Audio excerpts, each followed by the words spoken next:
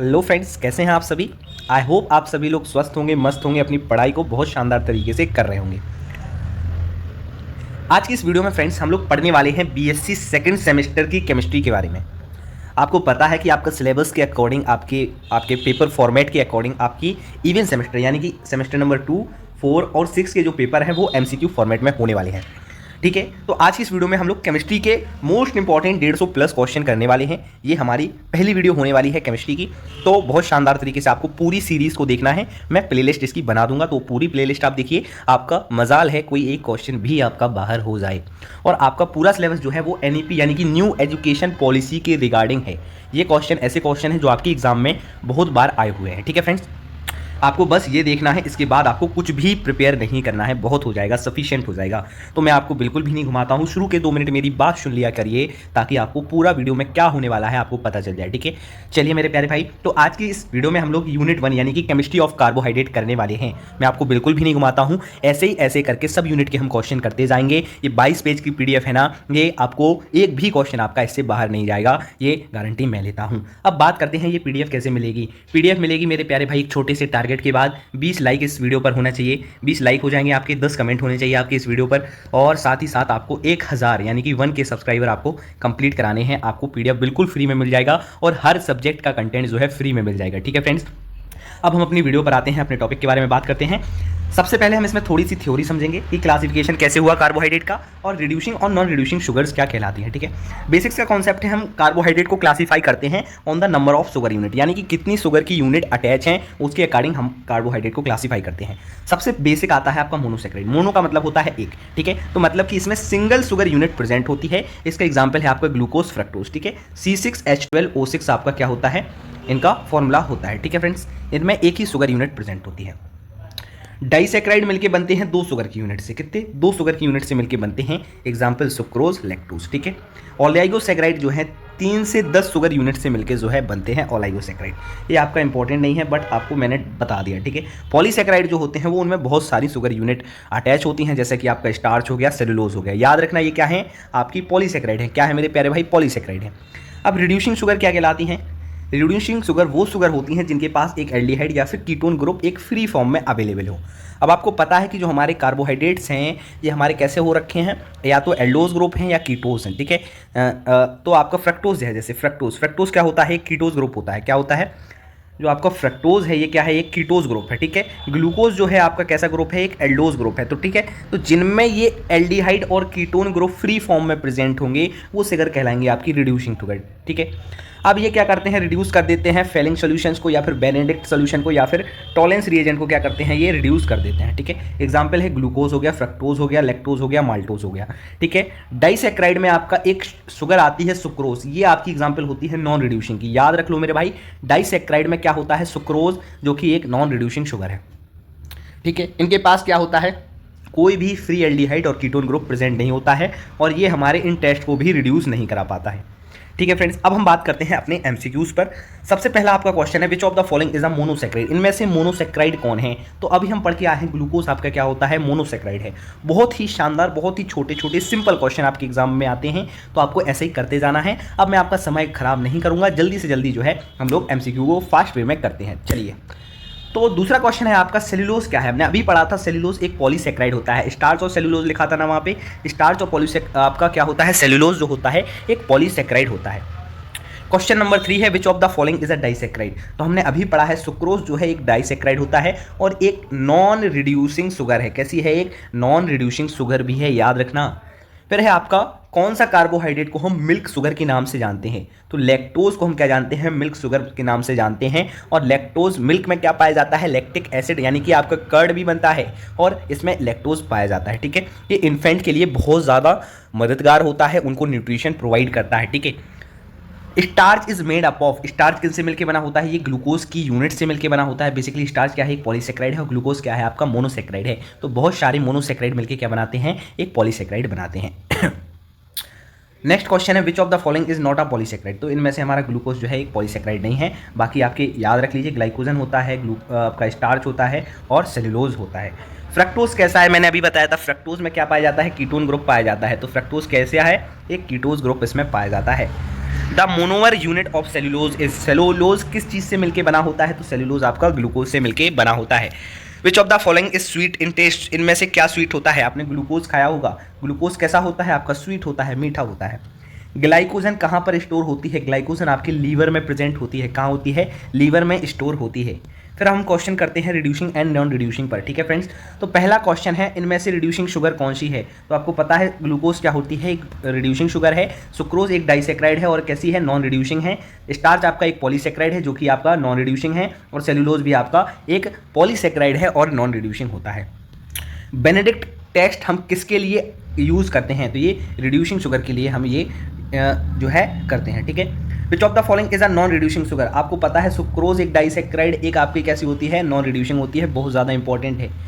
Which sugar gives a positive Fehling test? तो positive Fehling test आपकी कौन सी sugar देती है? माल्टोज देती है। क्या देती है? माल्टोज। रिड्यूसिंग शुगर कौन सी हो सकती है? जिनके पास या तो एल्डिहाइड ग्रुप या फिर कीटोन ग्रुप फ्री फॉर्म में प्रेजेंट हो, ठीक है friends. Lactose is a reducing sugar because, lactose एक रिड्यूसिंग शुगर क्यों है? क्योंकि इसके पास क्या होता है? Aldehyde group, free aldehyde group इसके पास प्रेजेंट होता है। ऐसा कौन सा बॉन्ड है जो कि सुक्रोज को नॉन रिड्यूसिंग बनाता है? तो सुक्रोज को नॉन रिड्यूसिंग शुगर बनाने वाला आपका बॉन्ड होता है अल्फा 1,2। जब मैंने थ्योरी कवर कराई थी, आपने प्रीवियस अगर क्लास देखी हुई है तो मैंने वहाँ पर स्ट्रक्चर समझाया था, तो उस स्ट्रक्चर में आप इस वाले क्वेश्चन को कवर कर सकते हैं, ठीक है friends. Which sugar does not reduce Tollens reagent? ऐसी कौन सी शुगर है जो टॉलेंस रिएजेंट को रिड्यूस नहीं कर सकती? नॉट रिड्यूस यानी कि नॉन रिड्यूसिंग शुगर पूछ रहा है, तो ये आपका क्या हो जाएगा? सुक्रोज हो जाएगा। विच of the following can reduce copper second in आइन टू कॉपर फर्स्ट ऑक्साइड? तो आपका क्या हो जाएगा? रिड्यूस आपकी कौन सी होती है? ग्लूकोज होती है। कैसी होती है? ग्लूकोज रिड्यूसिंग शुगर होती है, तो यही आपका सही हो जाएगा। ये तीन जो है नीचे वाले, ये आपके नॉन रिड्यूसिंग के एग्जाम्पल हैं।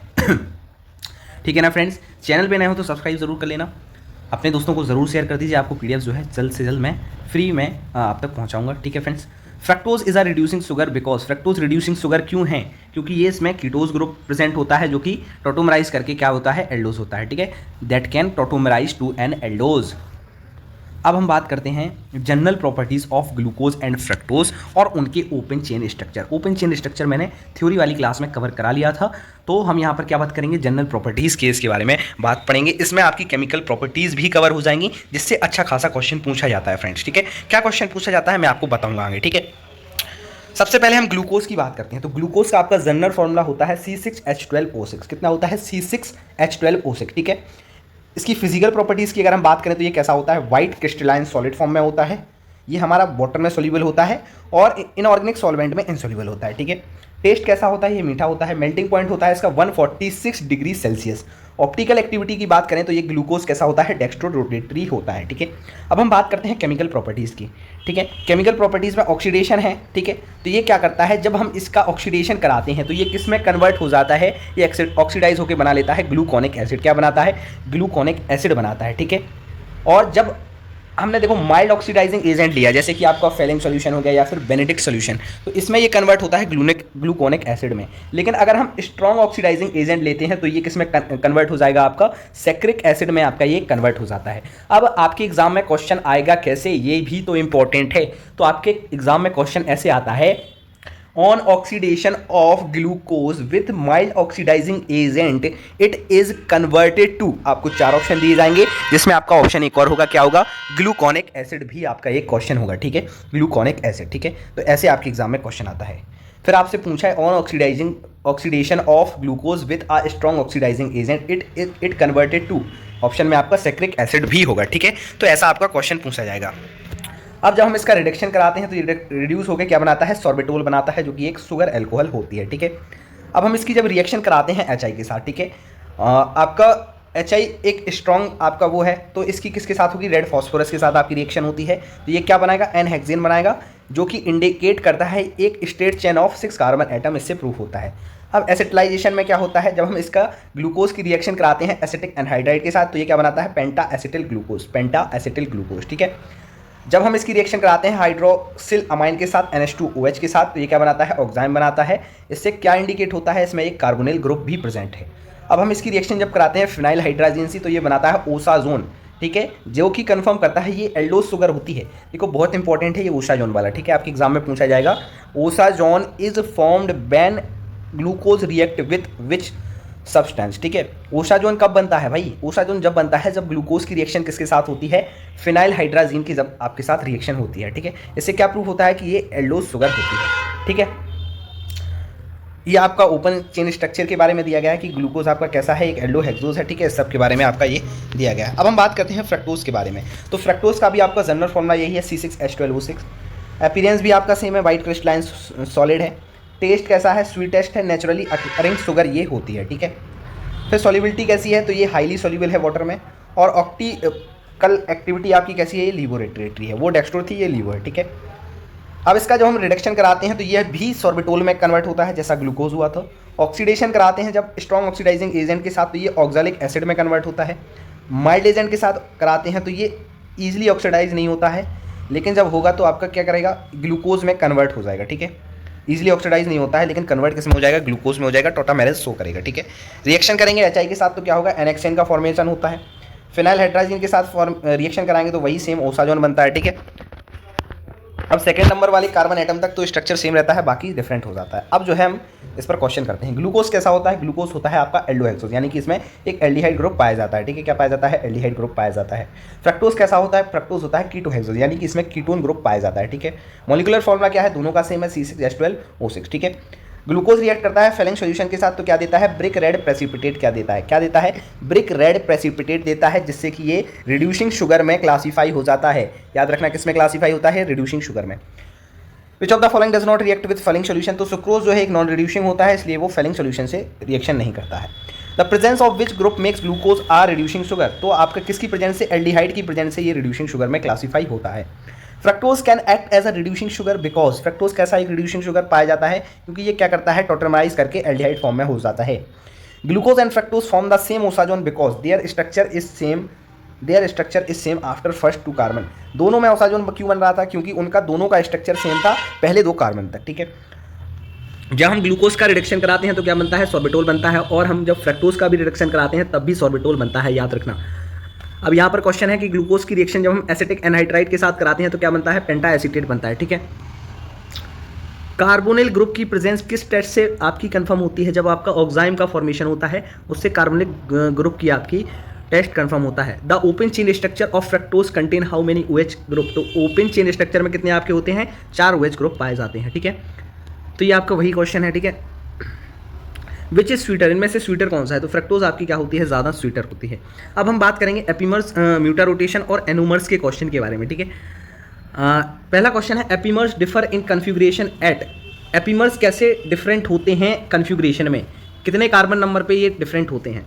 तो केवल आपके 1 कार्बन पे ये डिफरेंट होते हैं इनका कॉन्फ़िगरेशन, जो कि एनोमेरिक ना हो, ठीक है। D glucose and D galactose are epimer at? तो ये कौन से कार्बन पे आपके एपीमर्स होते हैं? ये C4 वाली कार्बन पर ये आपके एपीमर्स होते हैं, ठीक है। आपको अगर इसकी डेफिनेशन चाहिए है तो ये है आपकी definition. Epimers are sugar that differ in the configuration around only 1 specific carbon atom. यानी कि एपीमर्स वो शुगर होती है जिनका कन्फिग्रेशन केवल और केवल आपकी कोई स्पेसिफिक कार्बन पे डिफरेंट होता है। जैसे डी ग्लूकोज और डी मेन्यूज जो हैं आपके कार्बन नंबर 2 पर इनका कन्फिग्रेशन चेंज होता है, ठीक है। इनमें से कौन सा एग्जाम्पल है एनोमर्स का? तो अल्फा डी ग्लूकोज और बीटा डी ग्लूकोज आपका एनोमर्स का एग्जाम्पल होता है। म्यूटा रोटेशन किस वजह से आती है? बहुत इंपॉर्टेंट है, ये आती है आपकी रिंग चेंज इंटर कन्वर्जन की वजह से म्यूटा रोटेशन आपकी जो है आती है। ये भी आपका इंपॉर्टेंट है। म्यूटा रोटेशन किस चीज़ में ऑब्जर्व होती है? तो ये आपकी ऑक्वस सॉल्यूशन ऑफ ग्लूकोज में ये आपकी ऑब्जर्व होती है, ठीक है।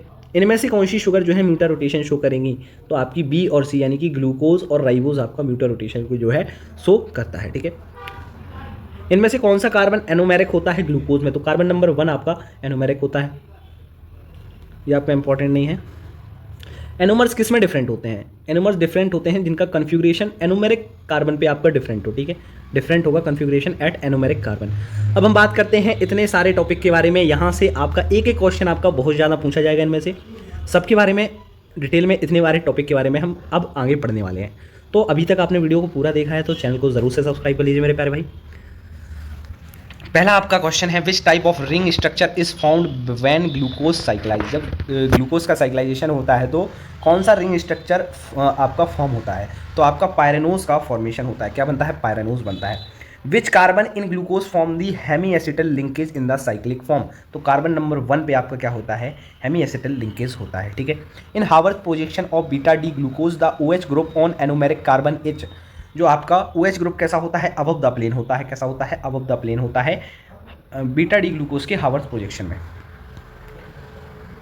The Haworth projection of glucose is derived from, Haworth projection कहाँ से ड्राइव हुआ था, स्ट्रेट चेन एल्डिहाइड फॉर्म वाले आपके एटम से, ठीक है। In alpha D glucopyranose the OH at C1 is, जब हम अल्फा डी ग्लूकोपायरेनोज का स्ट्रक्चर देखते हैं तो हमारा जो OH उसमें प्रेजेंट होता है कार्बन नंबर 1 पे। देखो ये वाले स्ट्रक्चर आपको पहले ड्रॉ करने पड़ेंगे, तो प्रीवियस क्लासेस आपको देखनी पड़ेंगी, वहाँ पर आपको स्ट्रक्चर समझ में आएगा, जब ही आप ये क्वेश्चन कर पाओगे मेरे भाई, ठीक है। तो C1 कार्बन कैसा होता है, एक्सियल होता है और डाउन होता है, ठीक है। साइक्लिक स्ट्रक्चर ऑफ फ्रक्टोज पे बात करें अगर, तो साइक्लिक फ्रक्टोज टिपिकली फॉर्म्स आ, तो आपका फ्रक्टोज क्या बनाता है, फ्यूरिनोज रिंग बनाता है, वो पायरेनोज, ये फ्यूरिनोज, ठीक है। Which carbon in fructose act as the anomeric centre in cyclic form, तो आपका कार्बन नंबर 2 जो है एक एनोमेरिक सेंटर बनाता है। फ्रक्टोज इज अ कीटोज, याद रखना है, बहुत इंपॉर्टेंट है ये वाला तो भाई। अब इंटर कन्वर्जन पे अच्छे खासे आपके एग्जाम में क्वेश्चन आते हैं, बहुत शानदार तरीके से इनको आपको पढ़ना है। कौन सा मेथड है जिससे कि हम एल्डोज को कीटोज में कन्वर्ट करते हैं, ठीक है। एल्डोज ग्रुप को किस में कन्वर्ट करना है, कीटोज में कन्वर्ट करना है, तो आपकी एक अरेंजमेंट होता है, एक मेथड होता है जिसका नाम है लॉबरी दी ब्रुएन वान इकेनस्टीन रियर अरेंजमेंट, याद रखना है भाई, बहुत शानदार तरीके से आपको याद रखना है, लॉबरी डी ब्रुएन वैन इकेनस्टीन रीअरेंजमेंट, ठीक है, याद रखिएगा, बहुत खतरनाक नाम है भाई, लिख लीजिए ये चीज़। Aldose and ketose are interconverted by, aldose और कीटोज को हम एक दूसरे में इंटर कन्वर्ट कौन सी प्रोसेस से कर सकते हैं, कौन से इंटरमीडिएट से कर सकते हैं, तो इनिडियोल इंटरमीडिएट से, ठीक है। Kiliani Fisher method result in, तो जो आपकी किलानी फिशर मेथड है इसमें क्या होता है, एक कार्बन का गेन हो जाता है, ठीक है। Ruff method leads to, Ruff method जो है आपका क्या करता है, चेन की शॉर्टनिंग करता है, यानी कि चेन को जो है छोटा करता है। Wohl's degradation is use to, Wohl degradation किस में मदद करता है, remove 1 carbon atom from aldose, aldose group से आपका क्या करता है, एक कार्बन एटम को रिमूव कर देता है, ठीक है। The intermediate formed in Lobry de Bruyn rearrangement in, कौन सा इंटरमीडिएट बनता है, हमने अभी पढ़ा था इनिडियोल, ठीक है। लॉबरी डी ब्रुएन रीअरेंजमेंट में, ठीक है। Kiliani Fischer synthesis involve formation of, तो इसमें आपका क्या बनता है, cyanohydrin. In Ruff degradation the sugar is oxidise using, Ruff degradation में आपकी शुगर ऑक्सीडाइज किससे होती है, Fe3+ और H2O2 से ऑक्सीडाइज होती है। And group interchange of aldose involve, इसमें क्या होता है, फंक्शनल ग्रुप का रीअरेंजमेंट होता है। The bond linking between 2 monosaccharide, तो 2 मोनोसेक्राइड के बीच में क्या होता है, ग्लाइकोसिडिक बॉन्ड होता है। सुक्रोज किन किन चीज़ों से मिलकर बना होता है, देखो ग्लूकोज और फ्रक्टोज से मिलकर बना होता है, याद रख लेना भाई, सुक्रोज माल्टोज इन सब का आपको याद करना है, ठीक है। लिंकेज क्या होती है सुक्रोज में, ये होती है अल्फा 1,2 पर। Maltose is a disaccharide of, glucose की यूनिट के बनता है, क्या बनता है आपका maltose. The bond in maltose is, तो बॉन्ड होता है आपका माल्टोज में अल्फा 1,4। लैक्टोज किन किन से बनता है, देखो गैलेक्टोज से और ग्लूकोज से, ग्लूकोज कॉमन है, लैक्टोज से याद रखना है आपको गैलेक्टोज, ठीक है। अब नॉन रिड्यूसिंग आपका कौन सा है, शुगर होती है, आपको पता ही है, सुक्रोज होता है, ठीक है। रिड्यूसिंग शुगर है, रिड्यूसिंग शुगर के पास क्या होता है, फ्री एनोमेरिक कार्बन होता है, ठीक है, याद रखना। विच शुगर के पॉजिटिव टॉलरेंस टेस्ट, इनमें से कौन सी शुगर ऐसी है जो कि पॉजिटिव टॉलरेंस टेस्ट देती है, तो आपकी माल्टोज और फ्रक्टोज जो है पॉजिटिव टेस्ट देते हैं, क्योंकि सुक्रोज आपकी कैसी होती है, नॉन रिड्यूसिंग होती है, ठीक है। ऐसी कौन सी शुगर है जिसमें दोनों ग्लाइकोसिडिक बॉन्ड पाए जाते हैं अल्फा बीटा, तो आपकी सुक्रोज होती है। इनमें से कौन सी शुगर है जो कि म्यूटा रोटेशन बताती है, बी एंड सी, यानी कि ग्लूकोज और लैक्टोज, ठीक है। तो यही आपके इंपॉर्टेंट क्वेश्चन थे।